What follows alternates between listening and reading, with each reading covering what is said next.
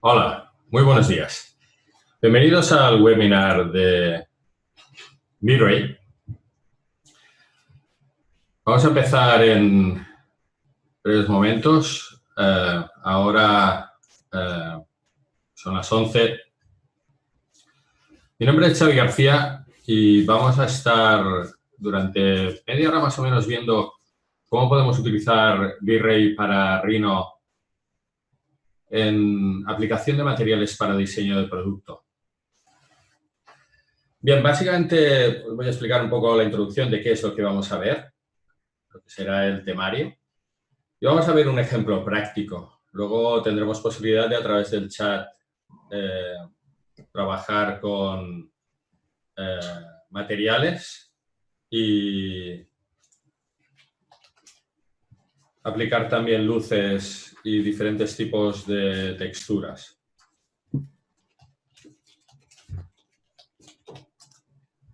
Después del webinar, básicamente durante esta tarde os enviaré un correo donde podréis ver el vídeo de esta presentación.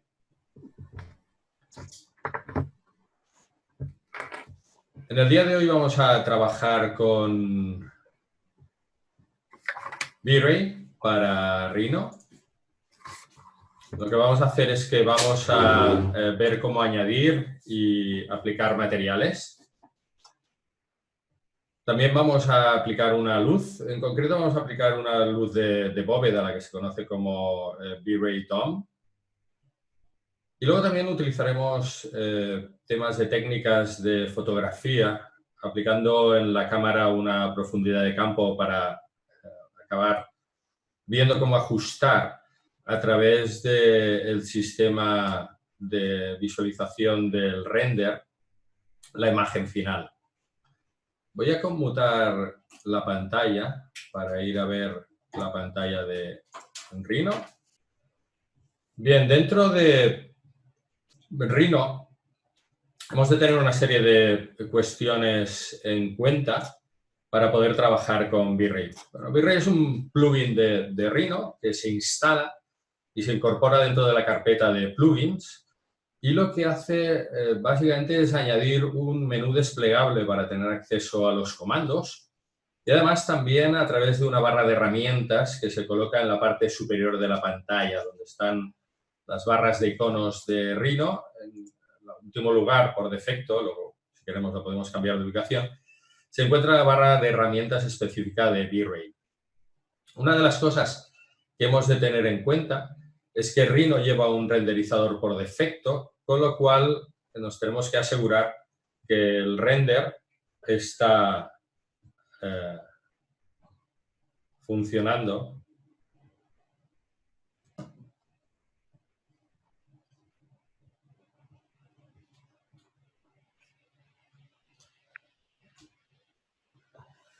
Como por defecto.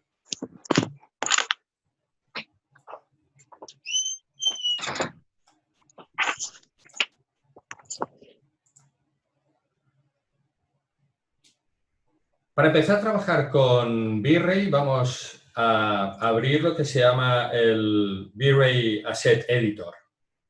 Desde el icono de la barra o bien desde el menú desplegable, vamos a cargar esta paleta de herramientas, donde en la parte superior tenemos diferentes iconos que nos permiten el acceso a las diferentes partes del programa.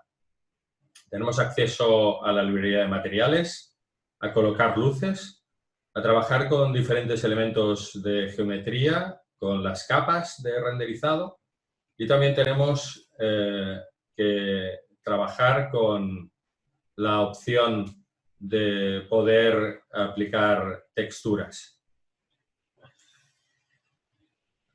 Aunque V-Ray nos permite visualizar el render dentro de la paleta propia de la visualización de la ventana de Rhino, desde la opción de render, dispone de una ventana propia que es el Frame Buffer.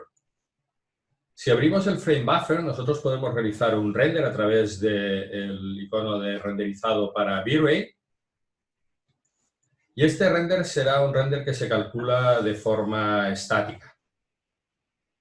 Una de las opciones que tenemos es de activar el render de forma interactiva. Al activar el render de forma interactiva, este render se irá calculando y cualquier modificación que nosotros hagamos lo podremos ver plasmado dentro de esta ventana que tenemos aquí. Voy a reducir su tamaño para visualizar nuestro objeto y nos vamos a venir a las opciones de creación de material.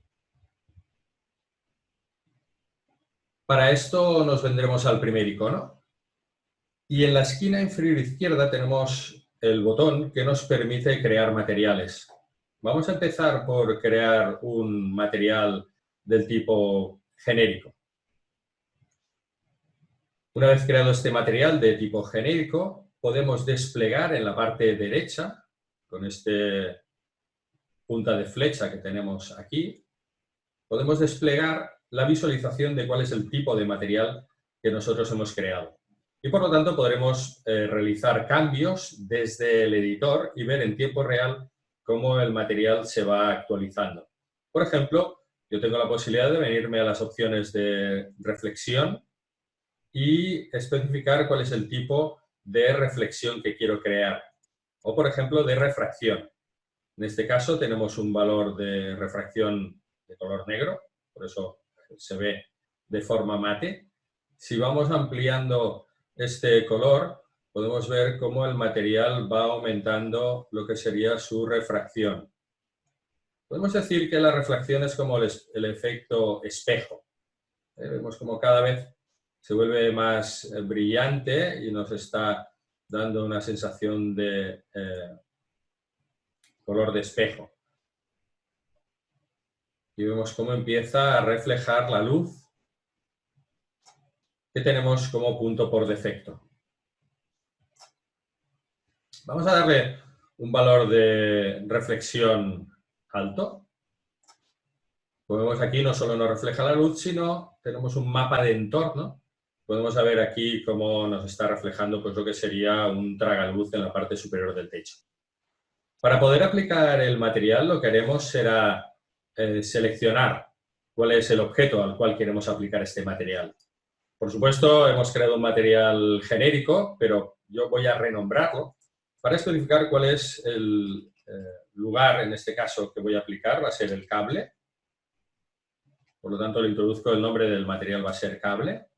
Voy a cambiar el color de difuso por defecto y voy a ampliar para que tenga un color algo más claro. Voy a seleccionar el cable y con el botón derecho sobre el material tenemos la opción de aplicar a selección. Con lo cual podemos ver que hemos aplicado el material y en el frame buffer, la ventana donde estamos viendo el render en tiempo real, podemos ver cómo el color del cable ha cambiado aplicándose el color del material. Si bien nosotros podemos ir creando materiales de forma manual y con diferentes opciones, una de las mejores posibilidades que tenemos es que el programa dispone de una librería de materiales. Voy a comprimir el editor de materiales para desplegar la librería de materiales que se hará mediante la punta de flecha que hay en la parte izquierda de la ventana del Asset Editor. Esta librería de materiales está agrupada por diferentes carpetas y en cada una de ellas tenemos tipos de materiales. Por ejemplo, me voy a venir a los materiales de metal y dentro de los materiales de metal tenemos diferentes tipos. Voy a seleccionar un material plateado, voy a desplazar, están ordenados por orden alfabético y voy a seleccionar este material Silverberry. Arrastrando y soltando dentro de la librería de materiales, pasar a formar parte de los materiales de la escena actual. Voy a seleccionar el objeto al cual yo quiero aplicar este material. En este caso voy a seleccionar la pieza que separa lo que es la parte del auricular de la conexión. Pulsando el botón derecho, igual que antes, le voy a decir que quiero aplicar a selección. Podemos ver cómo en la ventana del render interactivo se vuelve a actualizar el material. Por ejemplo, igual que hemos hecho antes, podemos activar la opción de el editor de materiales, venirnos al apartado de reflexión y podemos modificar cuál es su grado de reflexión. Aquí podemos ver, igual que antes, como si bajamos el nivel de reflexión, se vuelve más mate, mientras que si lo aumentamos, aumenta el efecto espejo. Nos refleja, podemos darle un grado que sea un cromo, en este caso es un blurry, está modificado en parte, pero vamos a darle un grado medio de reflexión y podemos controlar el nivel de calidad a través de la opción del Reflection Glossiness. Y podemos ver que si aumentamos el glossiness se convierte en un efecto mucho más espejo, mucho más claro, mientras que si lo bajo, pues se vuelve más blurry, ¿no? Más mate. Voy a ponerle un valor de 0.8. Vamos a venirnos al siguiente material que vamos a cargar. Voy a volver a cargar la librería de materiales. Voy a desplazarlo hasta esta parte de aquí. Y dentro del metal nos vamos a venir a un metal verde. Voy a arrastrar y soltar el material. En este caso voy a seleccionar estas franjas que tenemos aquí en la parte derecha del auricular. E igual que antes vamos a pulsar el botón derecho para aplicar el material a la selección. Vamos viendo cómo el render interactivo nos va mostrando, nos va actualizando, aumentando cada vez la calidad, es decir, ahora siempre él empieza con una menor calidad, pero ya podemos ver cuál es el efecto y luego va aumentando la calidad hasta llegar al nivel que nosotros hemos especificado. Si en cualquier momento nosotros queremos parar este cálculo, lo podemos hacer mediante el botón de Stop Rendering. Vamos a cambiar de librería, nos vamos a venir a la librería de plásticos y vamos a buscar un plástico negro, brillante. Vamos a venirnos a este Plastic Simple Shiny Black. Igual que antes, arrastramos y soltamos. Y este plástico lo vamos a aplicar a dos partes. Vamos a aplicarlo a la parte que está como que se introduce dentro de la oreja en el auricular y también lo vamos a hacer a la pieza que une el cable con la base del auricular. En este caso, fijaros que una de las cosas que he estado haciendo ha sido creando grupos, agrupando geometría que va a tener un mismo material para facilitarme la selección de los mismos. Voy a aplicar igual que antes y podemos ver el resultado automáticamente en la visualización del frame buffer. Nos vamos a quedar en plásticos y nos vamos a venir a otro plástico que también va a ser negro, pero en este caso vamos a buscar un negro mate.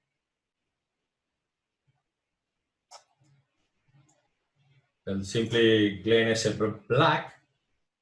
Y en este caso vamos a ir al editor porque vamos a hacer algunos cambios sobre este material. Este lo aplicaremos a estas dos partes de aquí, esta parte de unión de la carcasa y esta parte de aquí. Voy a aplicarlo utilizando el comando de Apply to Selection. Vemos el resultado. Pero ahora vamos a activar la punta de flecha de la parte derecha para acceder al editor de materiales y vamos a trabajar con este material a nivel del bump mapping. El bump mapping es el que me permite controlar la rugosidad que quiero que tenga el material.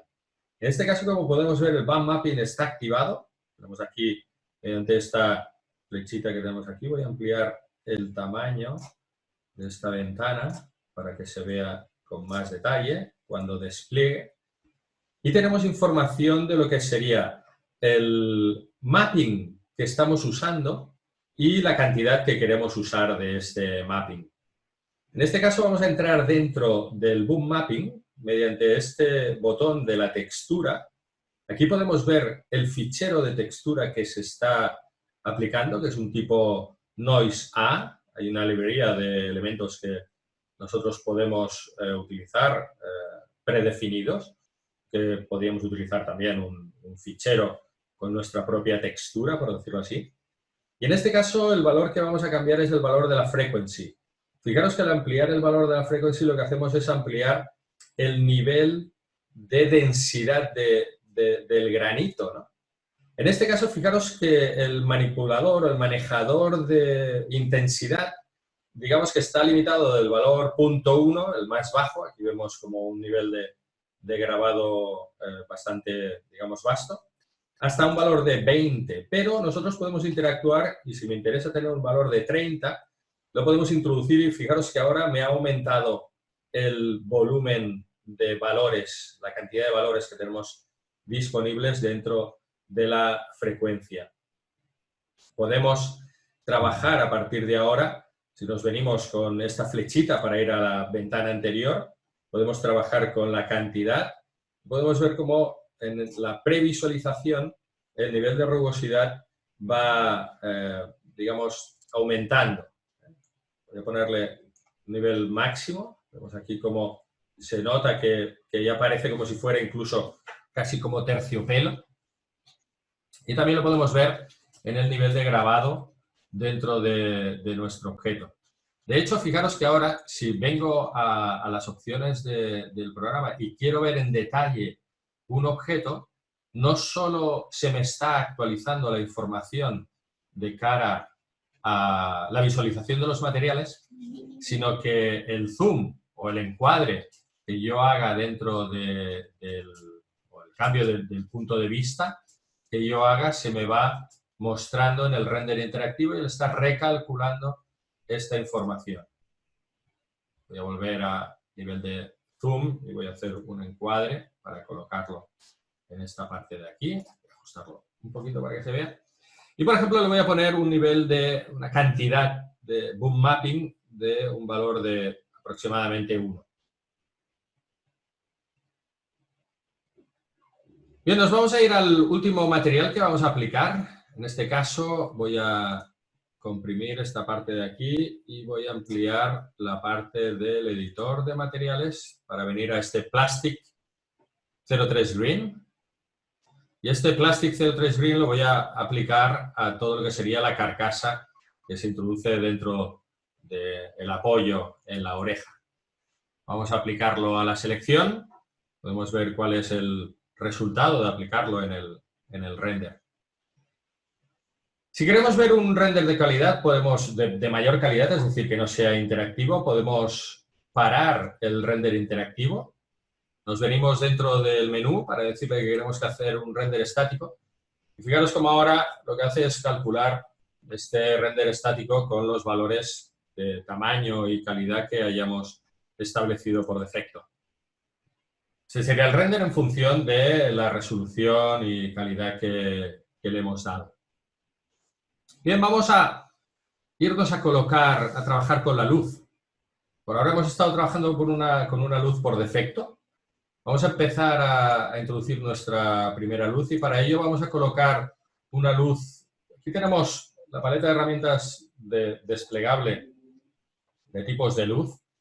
El programa dispone de luces rectangulares, luces esféricas o puntuales, luces de foco.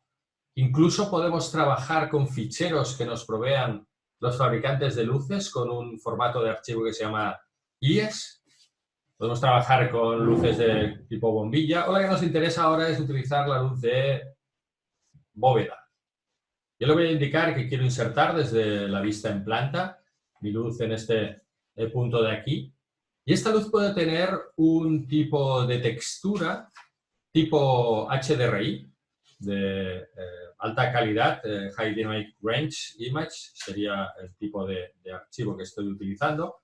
Con lo cual no solo va a emitir una luz que será como una bóveda, sino que esa bóveda, digamos, que estará tiznada de información de claros y sombras, por decirlo así. Vamos a hacer una cosa, es que vamos a volver al render interactivo para ver cuál es el resultado de haber colocado esa luz dentro de nuestro diseño. Vamos a venirnos a la vista en perspectiva para que nos haga el render interactivo desde la vista en perspectiva.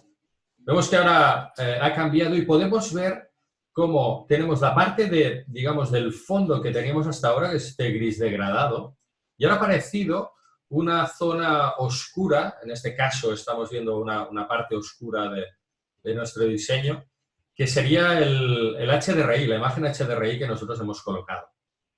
Bien, lo que vamos a hacer ahora es que vamos a cambiar de la librería de materiales a la librería de luces, donde tenemos nuestra DOM Light. E igual que antes, a través del botón derecho entrábamos en la posibilidad de editar los materiales, ahora tenemos la posibilidad de editar las luces. Entonces, dentro de las luces, en este caso la DOM Light, que es la que estamos utilizando actualmente, podemos ver que podemos trabajar con el nivel de intensidad. Podemos ver cómo en la imagen que estamos ahora, este sería el HDRI que estamos viendo, sería esta imagen que tenemos aquí. Si nosotros, y una ventana que se puede ver reflejada en esta esfera de muestra, hay diferentes opciones para poder mostrar la imagen en otros tamaños, como podemos ver aquí, otras relaciones. Pero en este caso lo que voy a hacer es ampliar la intensidad de la luz. Fijaros que a medida que yo voy aumentando la intensidad de la luz, la cantidad de luz que se ve reflejada y por lo tanto que me ilumina todo el entorno, se ve aplicado tanto en el ejemplo como en el render interactivo. Otra de las opciones que tenemos es desplegar. Fijaros que el programa nos hace una compartición de las opciones a través de estos menús desplegables por la punta de flecha. La punta de flecha que está en horizontal, por decirlo así, está comprimiendo una información. Al pulsarla apunta hacia abajo, indicando que está desplegada. Pues bien, dentro de las opciones, fijaros que una de las opciones que tenemos es hacer invisible el punto de luz. En este caso, al activar la opción de invisibilidad, lo que hacemos es eliminar la visualización de la textura que he aplicado, del HDRI que he aplicado como fondo de iluminación, mientras que podemos seguir viendo el efecto de esa luz. Esto pasa con cualquier tipo de luz, no solo con la de DOM, sino cualquier tipo de luz que yo genere, puedo dejar de ver el punto emisor y simplemente ver cuál es el resultado. Pero también una de las cosas que podemos hacer es que podemos, en este caso, variar la posición de la fuente emisor haciendo una rotación para indicar cuál es la dirección. Por ejemplo, yo voy a hacerle girar ciertos grados y podemos ver cómo ahora la iluminación ahora se ve en, digamos, la parte frontal de mi imagen, ¿no? Podemos ver aquí como si lo giro 90 grados respecto del punto que tengo ahora, y vemos cómo va cambiando la posición del emisor de luz, que básicamente es como una ventana, ¿no? Sobre todo vemos aquí como ahora se ilumina mucho más, ¿eh? Con lo cual nosotros podemos controlar cuál es la posición del efecto de la luz simplemente rotando, haciendo rotar, como si dijéramos, esta bóveda, ¿no? Este dom, ¿no? Por ejemplo, esta es la posición que me interesa ver, con lo cual lo dejaría colocado en este lugar. Si ahora queremos ver el efecto, digamos, más aproximado, si queremos aumentar la intensidad, como vemos aquí pasa lo mismo de antes. Si yo le quiero poner un valor de 5, podemos introducir el valor de 5 y ver ahora cómo se ilumina más, y ahora tendremos la barra de control, por decirlo así, pues llegará hasta 10, ¿no? En este caso, de 0 a 10, ¿no? Entonces podemos ir controlando. Yo en este caso voy a dejar un valor de 4, más o menos. Es el valor, en este caso a mí me parece más interesante. Como veremos, hay más opciones para controlar el efecto de la luz, ¿eh? Con lo cual tampoco hay que centrarse o preocuparse específicamente de cuál es el valor de la intensidad de la luz, porque hay más jugadores, por decirlo así. Por ahora lo voy a dejar así, porque nos vamos a venir a otro elemento que nos permite trabajar dentro de los ajustes, y son los ajustes de la cámara. Y dentro de los ajustes de la cámara, claro, es que el programa dispone de la posibilidad de hacer imágenes estándar, que serían planas, pero también podemos hacer imágenes del mundo virtual, tanto esféricas panorámicas como de cubo. Las esféricas panorámicas sobre todo serían interesantes para espacios abiertos y las de cubo, por ejemplo, para temas de arquitectura, interiorismo, para espacios cerrados. Porque lo que hace es como si fuera un cubo desplegado, que tiene forma como de cruz, pero luego a través de una aplicación nosotros podemos ver este render como si estuviéramos posicionados dentro, y es un render sobre el cual yo me puedo desplazar, como si dijéramos, el objetivo de la cámara, ¿no? Hacia donde yo estoy mirando. Bien, en este caso, lo que voy a hacer es controlar, en primer lugar, el grado de exposición. Fijaros que ahora tenemos un grado de exposición 10.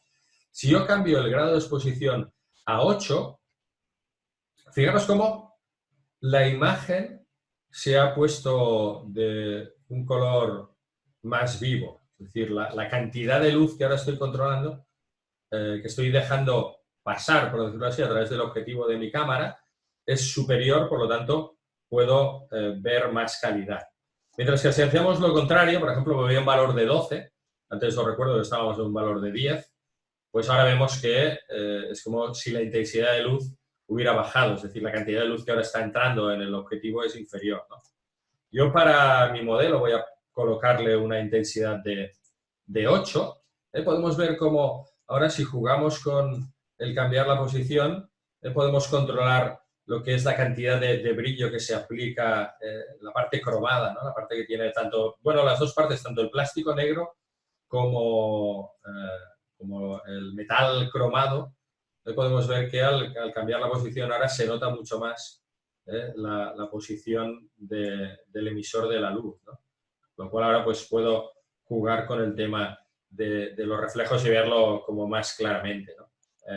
Podemos poner también valores decimales, es decir, si me parece más reducido, pues le pondría un valor de 8, si quiero reducirlo puedo ponerle 8,5.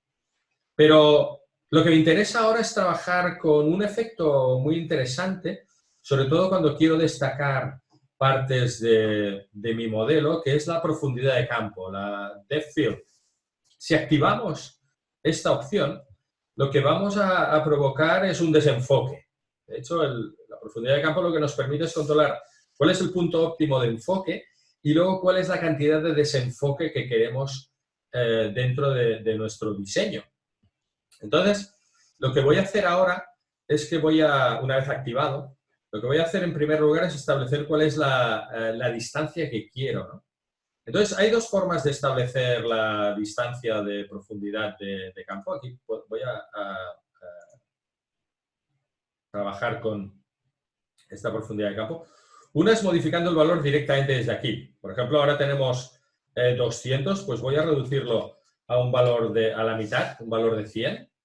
Y podemos ver cómo ahora nuestro objeto pues está más enfocado, ¿no? Sobre todo la parte, digamos, frontal, ¿no? La parte del cable, esta parte que une el casco con el cable, por ejemplo, pues aún se ve desenfocado. Igual que el valor de desenfoque, si yo aumento el valor de desenfoque, por ejemplo, lo vamos a aumentar a punto 36, podemos ver cómo nos varía el desenfoque de forma global. Pero quizás la opción más interesante para poder fijar cuál es el punto óptimo de enfoque es la opción de marcar mediante este botón del pick point, marcar cuál es el lugar en el cual yo quiero tener el enfoque óptimo. Por ejemplo, le voy a indicar que quiero que sea esta parte de aquí que tengo. Entonces voy a bajar mucho el valor de desenfoque, lo voy a poner casi al mínimo y podemos ver como pues casi toda la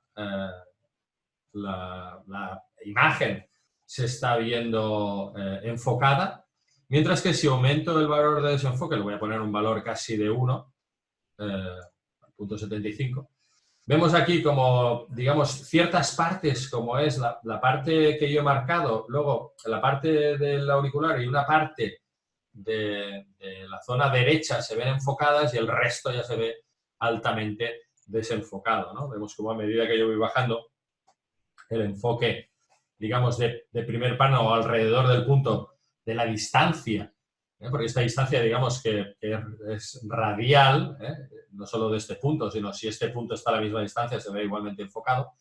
En cambio, digamos, la parte verde pues se ve altamente desenfocada, ¿no? Yo voy a bajarlo a un valor de 0.25 para tener un grado óptimo en esta zona de aquí y el resto que tenga desenfoque. Bien, por supuesto podríamos seguir trabajando con nuestro diseño. En este caso el render es interactivo. Voy a pararlo y voy a pasar a hacer un render estático. Y mientras este render se calcula, vamos a venir a las opciones de salida, de render output. Y voy a establecer que para trabajar con mi imagen de render, en este caso, voy a cambiar a forma cuadrada y le voy a decir que quiero que tenga una resolución de 640 por 640. Vamos a imaginar que este objeto que yo he creado luego lo quiero poner dentro de una imagen en una página web y el espacio que yo tengo dedicado para esta imagen pequeña o de un tamaño medio, vamos a decirle así, es de 640 por 480. No sé si os pasa, pero, por ejemplo, nosotros en el departamento de marketing o creación de la página web, pues nos piden, nos hacen mucho hincapié en diferentes calidades de imágenes para poder tener a diferentes tamaños una misma imagen que se vea en una vista tipo thumbnail o que se vea a pantalla completa o para descargar una imagen. Por supuesto, si la hemos creado con poca resolución, pues cuando se amplíe se verán ese efecto de píxeles gordos, ¿no? Aquí tendríamos la imagen ya creada. Voy a repetir el render para ver cómo cuando me hace el cálculo ahora, podemos ver nuestra imagen que se está calculando de forma estática, está haciendo diferentes pasadas y ya con una proporción cuadrada de 640 por 640, ¿no? Voy a pararlo porque lo último que voy a hacer, como ya la imagen a priori pues ya me gusta, es la imagen que quiero ya generar, nos vamos a venir a la parte superior de los ajustes, donde podemos especificar cuál es el motor que quiero usar. En este caso, V-Ray dispone de diferentes opciones, trabajar con la CPU, o bien tenemos opciones para trabajar con la tarjeta gráfica, o bien de formas mixtas. Podemos trabajar tanto con la GPU como la CPU, ¿no? Dependiendo de la tarjeta gráfica, y esto es cuestión de hacer pruebas. Pero lo que me interesa ahora es darle la calidad a la cual quiero que me saque esta imagen, ¿no? Entonces voy a decirle que quiero una calidad alta y le voy a decir que quiero que me haga el render.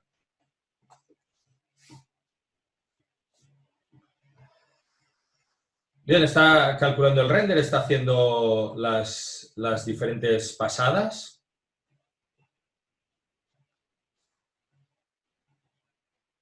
Si queremos cambiar la imagen que tenemos de fondo, lo haremos a través de la opción del environment.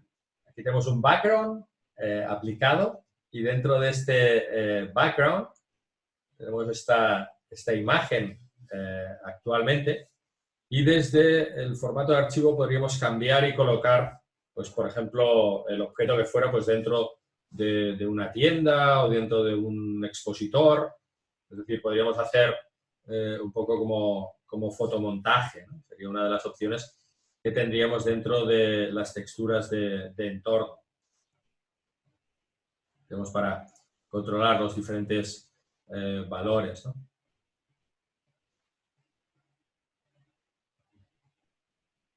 Y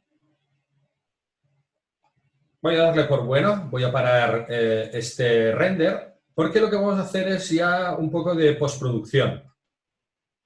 Una de las opciones que también podríamos trabajar en los ajustes, que es interesante, es que dentro de V-Ray hay la opción del Render Cloud, que son unos créditos que se pueden adquirir. De hecho, hay la opción de solicitar una serie de créditos de forma gratuita para hacer una prueba y es lo que se llama renderizar en la nube. Hay una serie de ordenadores que están, digamos, accesibles para poder hacer el cálculo y a veces cuando queremos hacer renders de mucha calidad y con mucha resolución puede ser interesante utilizar esta opción porque de entrada pues vamos a poder, digamos, rebajar el tiempo de realización y vamos a poder liberar nuestros ordenadores para continuar siendo productivos en otros temas. Y también la opción del Swarm. El Swarm es una opción que tenemos y es la de poder utilizar nodos de render que se hayan instalado en otros ordenadores. Es decir, utilizar nuestra propia red de CPUs para poder utilizar esos ordenadores con una cantidad de disponibilidad que se especifique para cada uno de ellos, pero utilizar nuestra propia red local a través de los render nodes para poder agilizar el proceso de render, si no queremos utilizar el render en el cloud. Pues bien, la parte de postproducción la hacemos directamente en el V-Ray Frame Buffer. A través del botón que hay en la esquina inferior izquierda podemos activar las opciones de corrección. Digamos, corrección a pelota pasada, ¿no? Por ejemplo, podemos ver que si desplegamos la opción de exposición, nosotros podemos cambiar la exposición global o la exposición del sobrequemado, ¿no? De lo que sería el highlight burn. Fijaros que aquí tenemos un valor de 1 y aquí si vamos bajando, el valor nos va a recalcular lo que sería como las zonas que han quedado como sobreexpuestas, ¿no? Aquí podemos ver que si bajamos bastante, todas las zonas de reflejo de sobreexposición se han disminuido, ¿no? Aquí podemos ver el cambio que estamos obteniendo, tanto, digamos, en la sobreexposición que hay en el fondo, como en la sobreexposición que podemos obtener, por ejemplo, en este cromado, ¿no? Entonces podemos variarlo para que tenga menos nivel de sobreexposición, ¿no? o de quemado, ¿no? Zonas sobrequemadas. Podemos variar también la exposición global o el contraste. Esto podéis ir haciendo pruebas. Y también lo podemos hacer con el color. Nos venimos aquí al Color Balance. Vamos a desplegar, vamos a ir... Me gusta sobre todo ir desplegando y podemos ir cambiando. Y, por ejemplo, podemos trabajar con los colores básicos del rojo, verde y azul. Y, por ejemplo, voy a disminuir un poquito el color rojo. Fijaros cómo le da cierta tonalidad, pero no mucho, solo un poquito, un 0.2.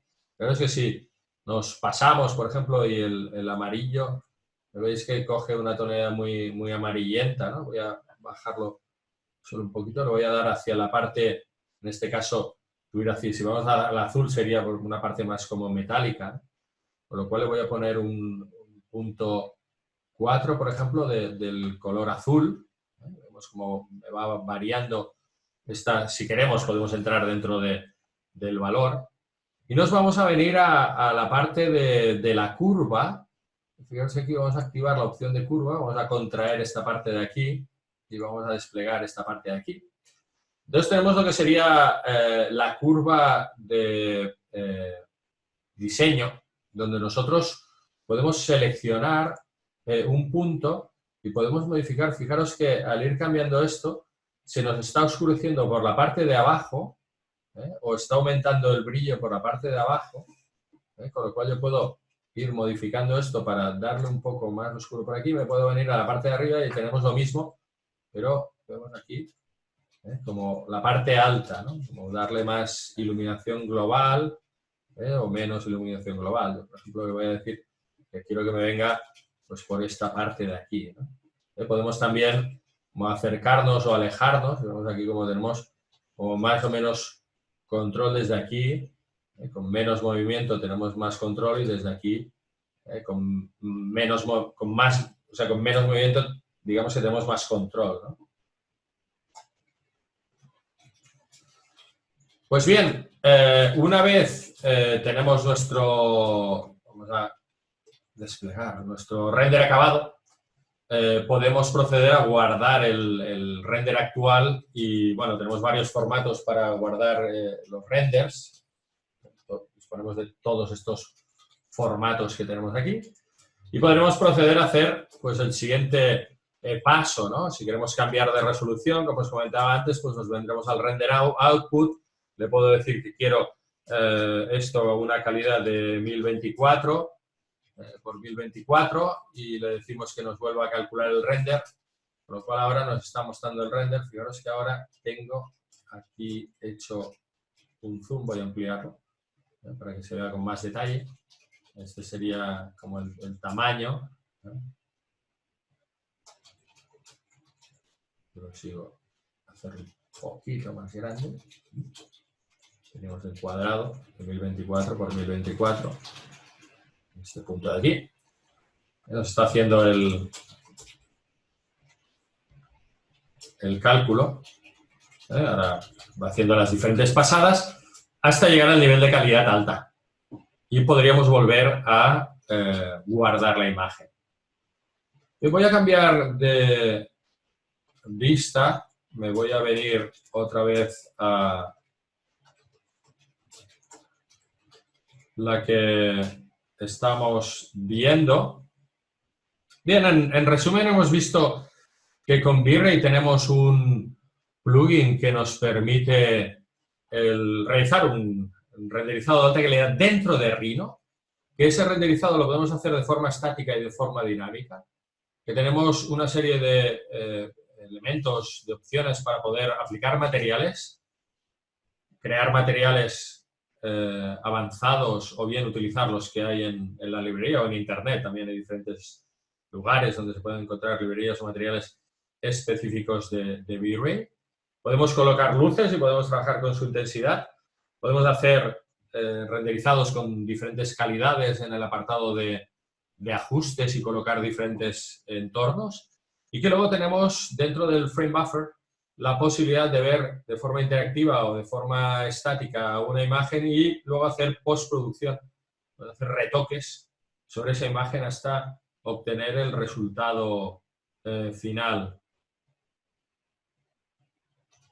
Voy a abrir un turno de preguntas, si queréis, a través del chat. Si no, comentaros que bueno, mi contacto Xavi García en @icreatia.com, o también os podéis dirigir, si tenéis preguntas más comerciales, a comercial@icreatia.com o a soporte@icreatia.com.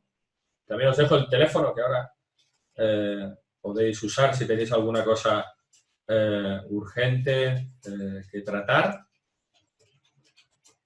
Y también dirigiros a la página web. Os enviaré esta tarde, cuando acabe de compilar la imagen, bueno, el vídeo, os enviaré un correo con información específica de dónde descargar el vídeo, dónde podéis encontrar información de los créditos gratuitos, así como si queréis probar el programa también os lo podéis. Hay un periodo de prueba gratuito para trabajar con Rhino. Os pondré también Rhino para aquellos que necesitéis también descargaros la versión de Rhino, ya que V-Ray funciona dentro de Rhino. Pues bien, por mi parte, nada más que agradeceros vuestra atención y salud para todos, y yo me quedo en casa. Hasta luego.